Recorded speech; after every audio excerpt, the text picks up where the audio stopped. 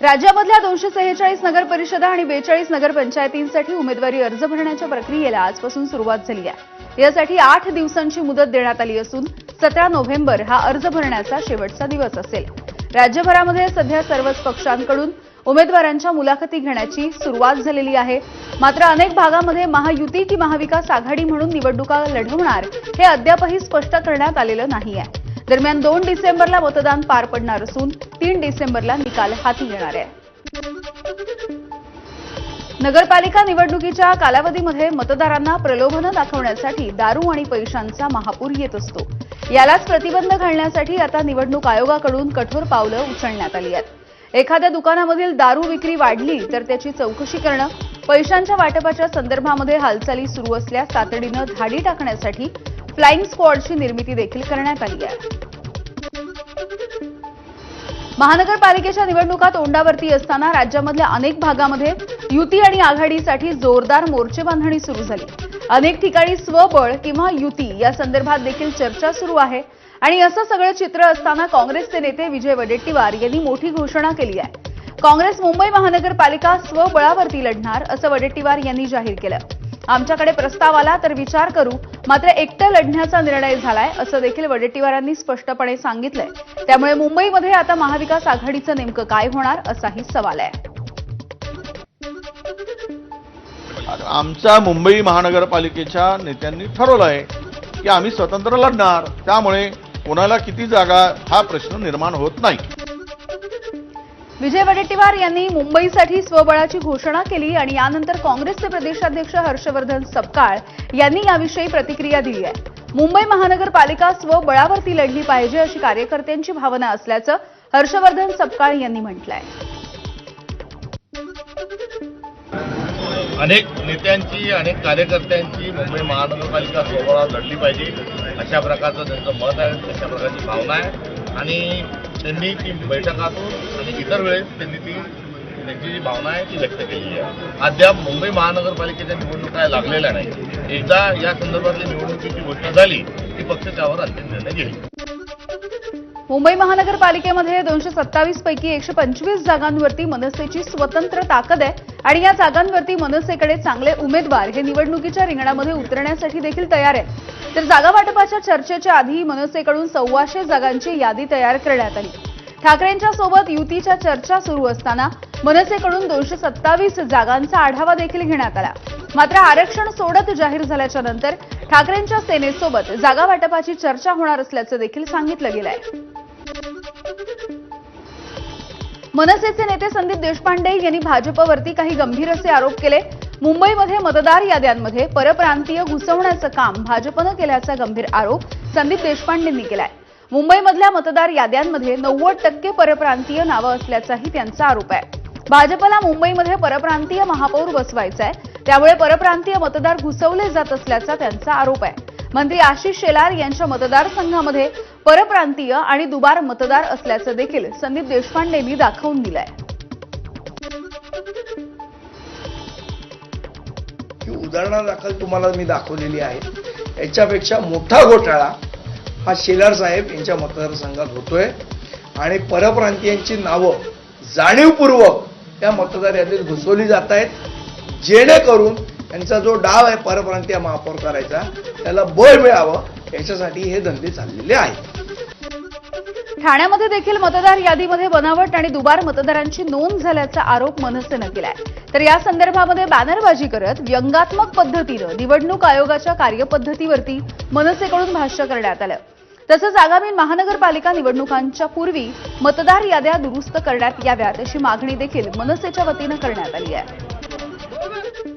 कल्याण आणि बदलापूरमधील अनेक कार्यकर्त्यांनी ठाकरेंच्या शिवसेनेमध्ये पक्षप्रवेश केला। उद्धव ठाकरे यांच्या उपस्थितीमध्ये झालेल्या या प्रवेशामुळे ठाकरेंच्या सेनेची ताकद ही मोठ्या प्रमाणावरती वाढली। तर आता लढणारा पक्ष फक्त आपलाच आहे, जो प्राणपणानं लढतोय असं उद्धव ठाकरेंनी कार्यकर्त्यांना संबोधित करताना म्हटलंय। एकनाथ शिंदेंचा बालेकिल्ला समजल्या जाणाऱ्या कल्याण डोंबिवलीमध्ये शिवसेना आणि भाजपमध्ये शहकाटशह सुरू असल्याचं दिसून येत आहे। ठाकरेंच्या शिवसेनेचे माजी नगरसेवक दीपेश म्हात्रे यांनी काल भाजपमध्ये पक्षप्रवेश केला। तोच अगदी 12 तासांच्या आतमध्ये भाजपचे माजी नगरसेवक विकास आणि कविता म्हात्रेंनी शिंदेंच्या शिवसेनेमध्ये पक्षप्रवेश केलाय। दीपेश म्हात्रे यांच्या भाजप प्रवेशानं या भागामध्ये भाजपची ताकद आणखी वाढली, तर एकनाथ शिंदेंनी थेट भाजपला सुरुंग लावत विकास म्हात्रे यांचा प्रवेश करून घेतला. त्यामुळे आगामी महानगरपालिका निवडणुका भाजप आणि शिवसेना स्वबळावरती लढण्यासाठी मोठी चुरस बघायला मिळेल. मी आणि उदयनराजे भाजपची निवडणूक एकत्र लढणार असं म्हटलेलं आहे आणि यामध्ये आमच्या दोघांची कुठलीही वेगळी भूमिका नाही असं म्हणत मनोमिलन झाल्याचे स्पष्ट संकेतही मंत्री शिवेंद्रराजे भोसले यांनी दिले. त्यामुळे सातारा नगरपालिका ही निवडणूक भाजप आणि दोन्ही राजेंच्या आघाड्या एकत्र लढणार असल्याचं स्पष्ट झालंय. आगामी निवडणुकीसाठी आज इच्छुकांच्या मुलाखती पार पडल्या. आता याची यादी घेऊन मुख्यमंत्र्यांच्या सोबत चर्चा करणार असल्याचं देखील शिवेंद्रराजे भोसले यांनी स्पष्ट केलं. भाजपचं आम्ही भाजपमध्ये आहे, मी भाजपमध्ये आहे, उदयनराजे भाजपमध्ये आहेत, ते खासदार आहे, मी आमदार आहे. त्यामुळं मी जे सांगितलं की भाजप म्हणून आम्ही आता सगळेजण लढणार आहे, पक्ष म्हणून लढणार आहे. ह्याच्यामध्ये काही वेगळी भूमिका आमची नाही आहे. चंद्रपूरमध्ये निवडणूक प्रभारी म्हणून किशोर जोरगेवार यांची निवड करण्यात आली आहे. मात्र असं असलं तरी देखील माजी मंत्री सुधीर मुनगंटीवार यांच्या सहकार्याने चंद्रपूर महानगरपालिकेची निवडणूक लढवणार असल्याचं आमदार किशोर जोरगेवार यांनी म्हटलंय. सुधीर मुनगंटीवार आणि किशोर जोरगेवार यांच्यामध्ये पक्षांतर्गत मोठा संघर्ष असल्याची चर्चा गेल्या काही दिवसांपासून रंगली आहे. पण आगामी निवडणुकांच्या पार्श्वभूमीवरती मुनगंटीवारांच्या सोबत समन्वय साधण्याचे संकेत किशोर जोरगेवार यांनी दिले. असं एक तरी प्रसंग तुम्ही सांगा की आम्ही कधी जाहीरपणे आमची संघर्षाची भूमिका राहिलेली आहे. कधी कधी एखाद्या छोट्या मोठ्या विषयावर मतभेद असू शकतात, परंतु ते संघर्ष करण्याचं कारण नाही. त्यांचाही उद्देश तोच आहे, माझाही उद्देश तोच आहे. किंवा शेवटचा जो माणूस आहे अंत्योदय आहे त्याला सुखी समृद्धी करण्यासाठी निश्चितपणे भारतीय जनता पार्टीचे जे नेते आहेत सुधीर भाऊ, याच्याबद्दल काही प्रश्न येत नाही. म्हणून हे जे काही निवडणूक प्रमुख जरी मी असलो तर त्यांच्या सहकार्याने त्यांच्या मार्गदर्शनामध्ये आम्ही ही निवडणूक लढवणार. करुणा मुंडे शर्मा यांचा स्वराज्य शक्ती सेना हा पक्ष आगामी स्थानिक स्वराज्य संस्थांच्या निवडणुका लढवणार आहे. करुणा मुंडे यांनी आज पत्रकार परिषद घेतली आणि आपल्या स्वराज्य शक्ती सेना या नव्या पक्षाविषयी माहिती दिली आहे. जिल्हा परिषदा, पंचायत समिती, नगर परिषद आणि महानगरपालिका निवडणुकांमध्ये आपला पक्ष सहभागी होऊन निवडणुका लढवेल असं देखील करुणा मुंडे यांनी सांगितलं. यावेळेला त्यांनी राजकारणामधल्या घराणेशाही आणि सध्याच्या राजकारणामुळे सर्वसामान्य जनतेला होत असलेला त्रास याविषयी देखील सडकून टीका केली. ज्यांनी झेंडे उचलले, सतरंजी उचलली, त्यांना काय भेटलं? फक्त जे दारूचे कारखाने यांचे, पण पिणेवाले जे आहे ते गोरगरीब लोकांचे मुलाबाळा. तर हे सगळी गोष्टी जरी संपवायच्या आहे आपल्याला पुण्यामध्ये, तो स्वराज्य शक्ती सेनाचे नवीन लोक उमेदवारी भरा आणि जनताला पण मी निवेदन करणार की तुम्ही लोक भी पण नवीन लोकांना संधी द्या, निवडून द्या. मुंबई महानगरपालिकेच्या निवडणुकांच्या पार्श्वभूमीवरती भाजप आणि संघाची संयुक्त बैठक ही काल पार पडली आहे. या बैठकीला मुख्यमंत्री देवेंद्र फडणवीस यांच्यासोबत केंद्रीय सहसंघटन मंत्री शिवप्रकाश, मुंबई भाजपचे अध्यक्ष अमित साटम आणि इतर महत्वाचे पदाधिकारी देखील उपस्थित होते. या बैठकीमध्ये पदाधिकाऱ्यांना काही सूचना देखील करण्यात आल्या. मुंबई महानगरपालिका निवडणुकीच्या मैदानामध्ये आक्रमकतेनं उतरत अजेंड्याचे विषय प्राधान्यक्रमानं सोडवा. त्यासोबतच नरेटिव्हच्या लढाईमध्ये गाफील न राहता हिंदुत्वाचा मुद्दा देखील अधोरेखित करा. या संदर्भामध्ये पदाधिकाऱ्यांना सूचना देण्यात आल्या.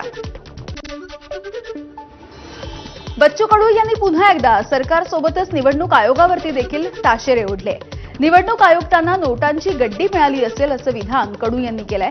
तर आगामी स्थानिक स्वराज्य संस्थांच्या निवडणुकांसाठी प्रहार जनशक्ती पक्ष सज्ज आहे, फक्त ईव्हीएम मध्ये घोळ नसला पाहिजे असं विधान देखील कडूंनी केलंय. आता कमी वेळात आम्हाला कसं काय जिंकता येईल ते पाहू. फक्त ईव्हीएम मशीनचा घोळ नसला पाहिजे. नामर्दाची अवलाद आहे सध्या. सगळे मशीनासमोर करतात, मशीनमधून चोरी करतात. म्हणजे इमानदारीचं होट आहे ते कुठं. तुम्ही साधा निवडणूक आयोगाला मला प्रश्न आहे त्याला का तुम्ही थोडे जरी डोकं असेल, तुम्हाला अक्कल चौथार्ग पास असेल तर तुम्ही एक सांगा, संविधान काय म्हणतंय? संविधानामध्ये मताचा अधिकार जेव्हा दिला तर मत आमचं आम्हाला भेटलं का नाही भेटलं, त्यालाच ते मत गेलं का दुसऱ्या गेलं सांगू शकता निवडणूक आयोग? गड्डी भेटली असेल आयुक्ताला, सुरू आहे त्यांची सगळी लफडे. नाशिकमध्ये काँग्रेसमध्ये सावळा गोंधळ सुरू असल्याचं दिसून आलंय. कारण नाशिकमध्ये मनसे आणि महाविकास आघाडीच्या नेत्यांची एक संयुक्त पत्रकार परिषद आज सकाळी पार पडली। यावेळेला नाशिकमध्ये स्थानिक स्वराज्य संस्थांच्या निवडणुका महाविकास आघाडी आणि मनसे हे सोबत लढणार असं सर्वपक्षीय नेत्यांनी जाहीर केलं। मात्र या युतीवरती काँग्रेसच्या प्रदेश स्तरावरच्या नेत्यांनी मात्र आक्षेप घेतलाय। या संदर्भामध्ये कुठलीही चर्चा नाही। ज्या सदर बैठकीला काँग्रेसचा प्रतिनिधी कोणी गेला असं जे म्हटलं जातं ते साफ चूक आहे। कोणत्याही प्रतिनिधी पक्षाने हा पाठवलेला नाही।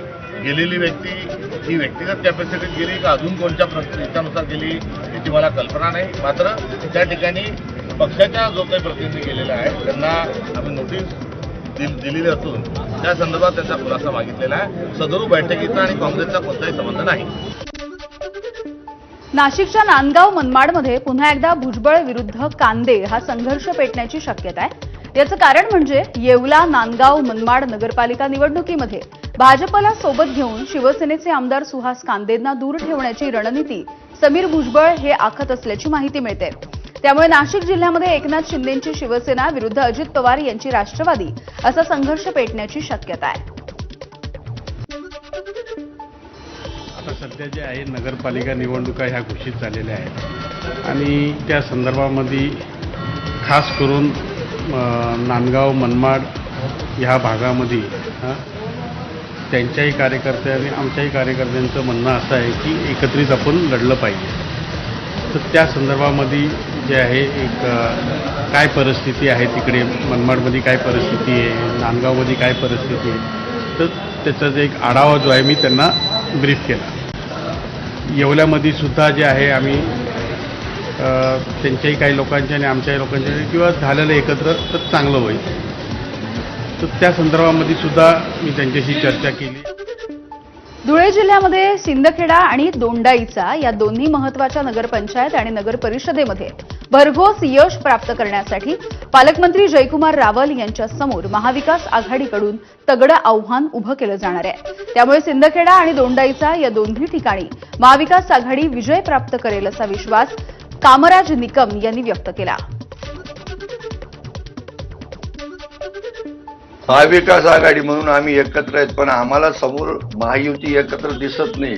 ते वेगवेगळे लढणारच आहेत, कारण भारतीय जनता पार्टी आता स्वबळावर लढण्याची जी घोषणा करत आहेत त्याच्यामुळे त्यांची युती होणार नाही, त्यांचे वेगवेगळे लढतील। परंतु आम्ही एकत्र लढून या इलेक्शनमध्ये मुसंडी मारून तुम्हाला विजय मिळवून देऊ, याच्यात काही आम्हाला शंका वाटत। नंदुरबार जिल्ह्यामधल्या नगरपालिकेच्या निवडणुका ठाकरेंच्या शिवसेनेनं स्वबळावरती लढण्याचे संकेत दिले। काँग्रेसच्या नेत्यांची चर्चा झालेली आहे, मात्र सन्मानपूर्वक जागा मिळाल्या तरच महाविकास आघाडीमधून आम्ही निवडणूक लढवू असं ठाकरेंच्या शिवसेनेचे संपर्क प्रमुख गुलाबराव वाघ यांनी सांगितलंय। महाविकास आघाडी म्हणून आपल्याला लढायचं आहे। त्यांनी आम्हाला त्या ठिकाणी आश्वासन दिलं की तुमच्या जागा ज्या आहेत त्या जागा आम्हाला, तुमची काही मागणी आहे, डिमांड आहे ते आम्हाला सांगा आणि त्याप्रमाणे तुम्हाला सन्मानजनक जागा देऊ। जर का आम्हाला सन्मानपूर्वक जागा दिल्या नाहीत तर आम्ही स्वबळाची सुद्धा तयारी करण्याच्या सूचना या ठिकाणी दिलेल्या आहेत। अहिल्यानगरमधल्या 11 नगरपरिषदा आणि 1 नगरपंचायत अशा 12 ठिकाणी निवडणुकीचा धुरळा उडणार आहे। महाविकास आघाडीकडून बाळासाहेब थोरात आणि महायुतीकडून राधाकृष्ण विखे पाटील या दोन्ही नेत्यांची प्रतिष्ठा पणाला लागली आहे। अवघ्या काही दिवसांवरती अर्ज भरण्याची प्रक्रिया संपणार असली तरी अद्यापही महाविकास आघाडी आणि महायुती यांचं जागा वाटपाचं काहीही ठरलेलं नाहीये। प्रमुख पक्षांची भूमिका स्पष्ट झाल्याच्या नंतर अर्ज भरण्याच्या प्रक्रियेला वेग येईल। गेल्या काही दिवसांपासून बैठकांचं सत्र सुरू आहे। पुढील 2 ते 3 दिवसांमध्ये हे चित्र आणखी स्पष्ट होण्याची शक्यता आहे। अहिल्यानगर जिल्ह्यामधल्या श्रीगोंदा नगर परिषद निवडणूक ही तिरंगी होण्याची शक्यता वर्तवली जाते। महाविकास आघाडी एकत्र लढणार असून भाजपचा स्वतंत्रपणे लढण्याचा मानस आहे। इच्छुकांची यादी मोठी आहे, सगळ्यांना संधी मिळावी यासाठी स्वतंत्र लढण्याचा विचार असल्याचं भाजपचे आमदार विक्रम पाचपुते यांनी सांगितलंय। तर दुसरीकडे शिंदेंच्या शिवसेनेच्या संदर्भातली देखील माहिती समोर येतेय। शिंदेंची शिवसेना आणि अजित पवार यांची राष्ट्रवादी ही निवडणूक एकत्रितपणे लढण्याची देखील शक्यता आहे। नंदुरबार जिल्ह्यामधल्या आगामी नगरपालिका निवडणुकीसाठी भाजपनं उमेदवारांच्या मुलाखती सुरू केल्यात. केंद्रीय मंत्री रक्षा खडसे, भाजपचे निवडणूक प्रमुख विजय चौधरी आणि माजी खासदार डॉ. हिना गावित यांच्या उपस्थितीमध्ये या मुलाखती पार पडल्यात. यावेळेला मंत्री रक्षा खडसे यांनी भाजपचे उमेदवार निवडणुकीमध्ये विजय मिळवतील असा विश्वास व्यक्त केला. कारण जिल्ह्यामध्ये कार्यकर्त्यांची संख्या मोठी आहे, लोकांमध्ये भाजपचं काम आहे. लवकरच जिल्ह्यामधील 4ही नगरपालिकांसाठी उमेदवार जाहीर करण्यात येणार आहेत, त्यामुळे निवडणुकीला अधिक रंगत येईल असंही खडसेंनी म्हटलंय. जळगावमधल्या पाचोऱ्यामध्ये आज स्थानिक स्वराज्य संस्थांच्या निवडणुकांच्या पार्श्वभूमीवर शिंदेंच्या शिवसेनेचे आमदार किशोर पाटील यांच्या पत्नी सुनीता पाटील यांच्या प्रचाराचा नारळ फोडण्यात आलाय. यावेळेला किशोर पाटील यांच्यासोबत शेकडो कार्यकर्त्यांच्या उपस्थितीमध्ये हा प्रचाराचा सोहळा पार पडला. दरम्यान किशोर पाटील यांनी राज्यामध्ये पहिल्यांदा स्वबळावरती लढण्याची घोषणा केल्यामुळे सर्वांचंच लक्ष वेधून घेतलं होतं. मात्र आता किशोर पाटील यांची बहीण वैशाली सूर्यवंशी भाजपच्या पदाधिकारी असल्यामुळे त्या देखील निवडणुकीच्या मैदानामध्ये उतरणार आहेत. त्यामुळे आता नणंद विरुद्ध भावजय अशी लढाई असल्यामुळे संपूर्ण राज्याचं लक्ष देखील या निवडणुकीकडे असेल.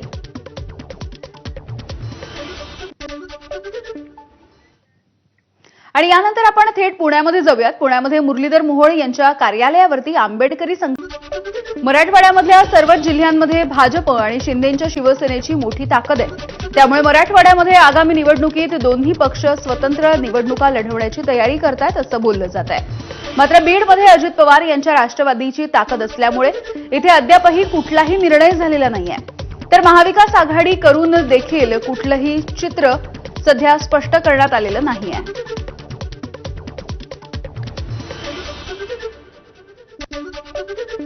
माजी केंद्रीय मंत्री रावसाहेब दानवे आणि त्यांचे पुत्र आमदार संतोष दानवे यांच्यासाठी आगामी स्थानिक स्वराज्य संस्थांची निवडणूक ही काहीशी प्रतिष्ठेची बनलेली आहे. जालन्यामधील भोकरदन नगरपालिका आपल्या ताब्यात ठेवण्यासाठी दानवे पितापुत्रांनी कंबर कसली. माजी केंद्रीय मंत्री डॉ. भागवत कराड आणि आमदार संतोष दानवे यांच्या उपस्थितीमध्ये इच्छुक उमेदवारांच्या संदर्भात नुकतीच एक बैठक देखील पार पडली.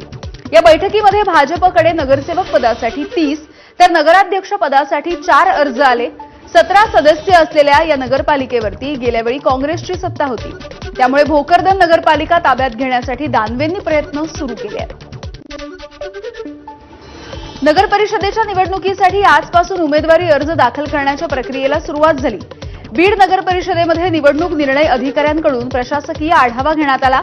बीड नगरपरिषदेमध्ये 26 प्रभाग असून 52 नगरसेवक आणि नगराध्यक्ष पदासाठी निवडणुकीची प्रक्रिया पार पडणार आहे. तर 1,80,000 मतदार या उमेदवारांचं राजकीय भवितव्य ठरवणार आहे. दरम्यान आजपर्यंत ग्रामीण भागामध्ये कार्यरत असलेली क्रांतिकारी शेतकरी संघटना देखील नगर परिषदेच्या निवडणुकीच्या रिंगणामध्ये उतरली असून जिल्हाध्यक्ष कुलदीप करपे यांच्या माध्यमातून हिराबाई कांबळे यांचा पहिला उमेदवारी अर्ज दाखल करण्यात आला. बीडचे आमदार संदीप क्षीरसागर यांचे सख्खे भाऊ हेमंत क्षीरसागर हे भाजपच्या वाटेवरती आहेत. या संदर्भामध्ये हेमंत क्षीरसागर यांनी स्पष्टता दिली. विकासाचा दृष्टिकोन ठेवून भाजपच्या सोबत जातोय असं क्षीरसागर यांनी एबीपी माझासोबत बोलताना सांगितलंय. आतापर्यंत बीड मतदारसंघामध्ये हेमंत क्षीरसागर यांची संदीप क्षीरसागर यांना साथ राहिली होती. मात्र आता सख्ख्या भावाकडून संदीप क्षीरसागर